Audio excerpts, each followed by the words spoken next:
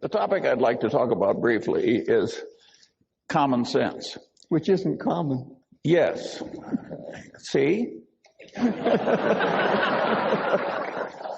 And what people mean when they say a man has common sense is uncommon sense. And usually they don't mean that the man has a narrow little activity he's good at, like knitting sweaters, and he sticks to that. What they mean is a man that can operate over a pretty broad range of human territory without making any big boners.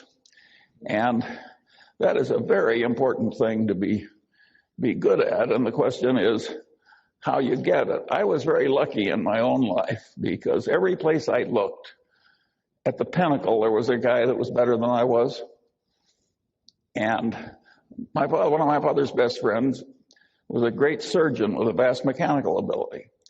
And I knew what this man did with his mechanical abilities and inventing all these spreaders and things he used to do his operation, that I would never be as good as he was. And everywhere I looked, there was somebody like that.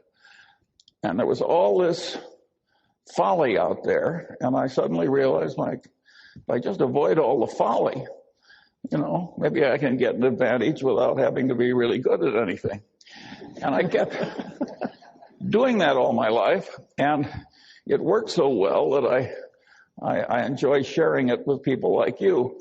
It really works to tackle much of life by inversion, where you just twist the thing around backwards and answer it that way. I have to give problems to my children, and once when I had all of them together, I said, well, there's an activity in America. There's a one-on-one tournament. And the national champion became the national champion on 2 separate occasions, 65 years apart. Name the activity. And 7 of my children could not remotely do it. The 8th is a PhD physicist, and he did it very quickly. And what he did was he just turned it around. He says, can it be athletic? And he realized that no 85-year-old was ever going to win an athletic thing with the neurological and other deteriorations that are so evident tonight on the stage.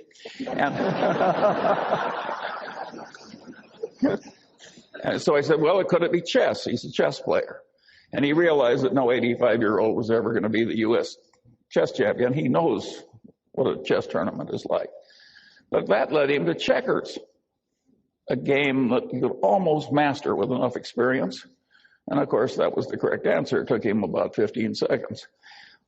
All kinds of problems like that look so difficult. When you turn them around, they are quickly solved.